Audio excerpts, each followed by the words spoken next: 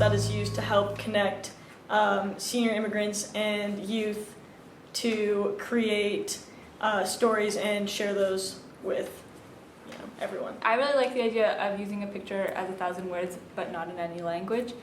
It's a way to bring understanding between the two generations, one that built Canada and one that is going to build it in the future. If you don't get these stories now, you might not have them in the future. It has a lot of positive benefits that we can bring to our communities and to our families. And they provide a lot of great insight that we might not be able to have or recreate. I think it's great to take the opportunity to do some sort of open-ended project where upper year students have a chance to figure out what the problem is and then do something about it. I think 452 is a great venue for being able to try stuff. Or really have someone who went through the situation or saw things in a different light than we do now at this time. So I think that stories really connect with people and resonate with the younger generation and being able to connect on that sense. I'd say for me it means connecting with other people around us and really fostering strong connections and making sure that everyone feels like they belong to Canada. To me, it means connecting senior immigrants and their experiences with people of younger generations that could use those experiences to change their lives, or help those people that are coming over here. It's a really great opportunity for me to see my skills working in a large group on a long-term project and solving a real-world problem. And I think I've learned a lot about myself, and in doing so, we've also been able to create something that has a positive effect on the community. For me personally, I view this project as an opportunity for me to try. It gives me an opportunity to experiment with different avenues of trying to address the problem in a safe context, in an accepting context, where I can try these out, see what works, see what doesn't, I can iterate, and I can improve. And I view this project as essentially an opportunity to improve myself as a designer. I think for me, really, it's just highlighting the importance of human-to-human conversation and how much value stories can have, and making sure that we take advantage of the wisdom and stories that these senior immigrants have, and making sure that we use that as we move forward and as we all age and make decisions in our lives and in Canada's life as well. Getting yourself plugged into the local culture, I think, is always a challenge. I think they often find themselves lost. And I think in general, they often have a lot of social exclusion because of language. Especially since they end up living in smaller communities within Canada and become accustomed to living in that community and just kind of interacting with people who speak the same language. It's a little bit hard to integrate beyond that community. Being the person not from here is always a challenge, no matter where you are. I think loneliness, probably when they first came, they didn't really know that many people. They were pretty alone, especially my grandparents on my mom's side when they were kicked out of a country. I know with my grandma, she's definitely lonelier ever since my grandfather died. I know there's a disconnect between the older generation and the younger generation. Social situations where they would end up excluded, so they often, I think, if someone comes over as a senior, often they're grandparents and they're here to take care of the kids, so they don't get a lot of social interaction that way. I feel that I don't really know much about their lives in the past.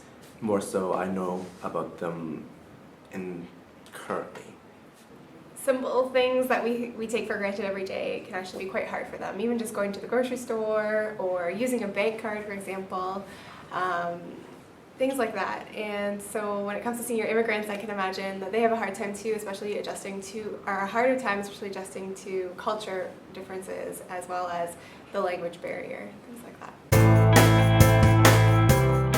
They might just be lonely, and this is a way to really engage them in our lives and make them feel important, because they really, really are. What does that's really strong is we're leveraging natural translators. So we're using people within their family that know how to speak English, that can translate them, and the hope is that through them we can help bring out their voices, so that people can they can voice their concerns, they can voice their opinions, so that we could better understand them and better understand the problems that they face, as well as what Canada as a whole faces coming in the future. So we're really encouraging people within families, so like the older and younger generation, to have these conversations.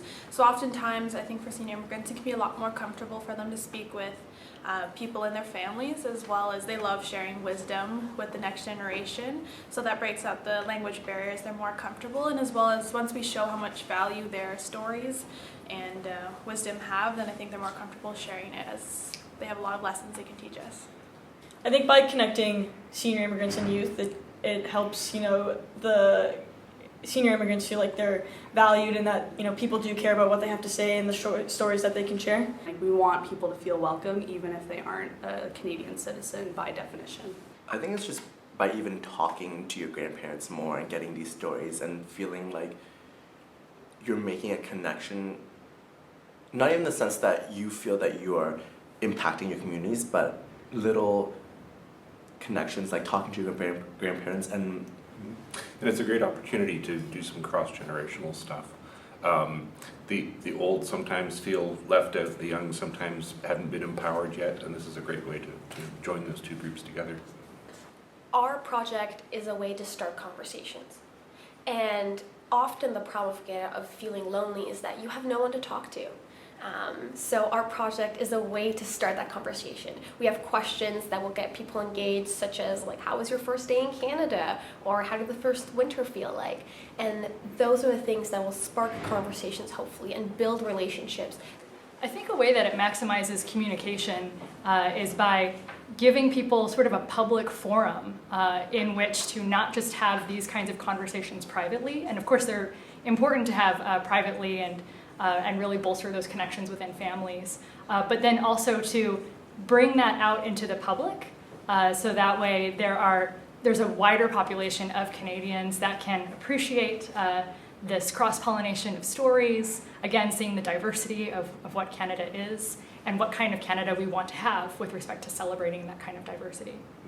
I think our project gives them a really good platform to connect to people who are important in their lives, and possibly even strangers, depending how the project's facilitated. I think it gives them a real sense of purpose to have someone who's actually willing to sit down and listen to them and have a conversation with them and understand their perspectives and their point of view a little bit better.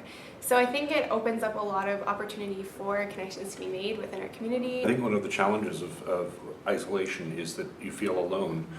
Having this sort of public forum makes it possible for people to see that there are others who are also alone, and you can learn from their experience and realize you're not alone, you're with others just like you.